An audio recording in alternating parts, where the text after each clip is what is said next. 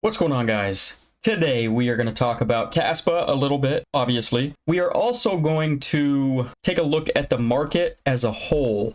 Because of how bloody it is out there right now, I want to kind of ease everybody's minds. So let's jump right on into it.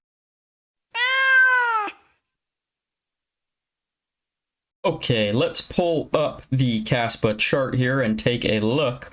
We are down 6.64% at the time of this video, and we are sitting at 14.31 cents. The rest of the market, majority of it, is down double digits again, and like heavy double digits, and that bodes very well for KASPA in relative strength to the rest of the market. So there is some positive in the fact that we are seeing some blood in the streets the last couple of days.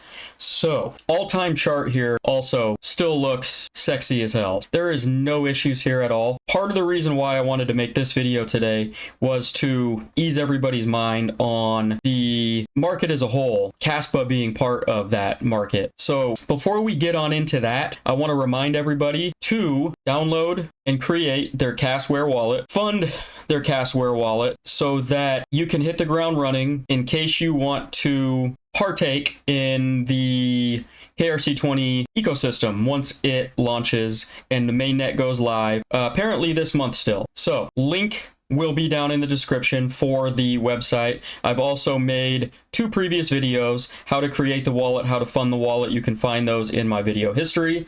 And lastly, make sure you get a Tangem cold storage wallet if you don't already have one. If you've already got other cold storage, that's fine. But Tangem wallet, especially for beginners, is extremely simple and extremely easy to set up. That's why I recommend this wallet. It is very good for beginners. It supports KASPA and also supports majority of other cryptos out there in the space. It is very good about implementing and supporting the vast majority of projects out there. So I'd highly recommend getting a Tangem wallet, even getting 1, 2, or 3 Tangem wallets so that you can spread your funds out between 3 different wallets as well.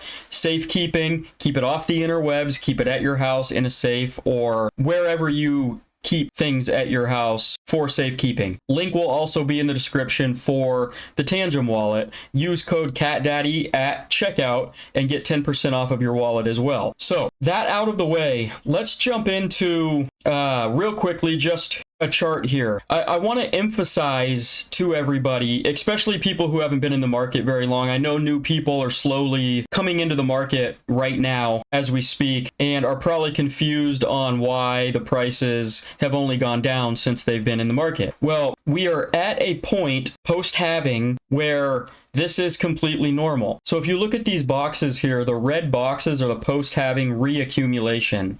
That's exactly where we're sitting right now. In 2016, once the halving occurred, we had a 40.5% pullback. And that was your last chance to accumulate before we went parabolic. In 2020, we had a 19.5% pullback. Now, this chart was made before this year's halving, so it's only accounting for pre-halving retrace in this scenario. But we've got the red box here, and that's the box that we're in right now. That's usually the summer after the halving. So between a 20 and 40% correction in the 2 previous halving years. And what I want to show you is that Bitcoin right now, from the peak right back over here, we have pulled back last month to a low of 23.72%. Right now, we're back up to about 13% as a pullback from the top over here, from that peak, that wick. This bottom last month could have been the bottom. Now, we still are probably going to range until the end of the summer. Like I have always said, I don't see this really breaking out until monetary policy changes and the Fed starts cutting rates. I think that's going to be our final capitulation. I don't know if we're going to go any lower than the $56.4 thousand Bitcoin that we hit last month. Anything's on the table. We may go lower than that. We may not. We may come back to those levels.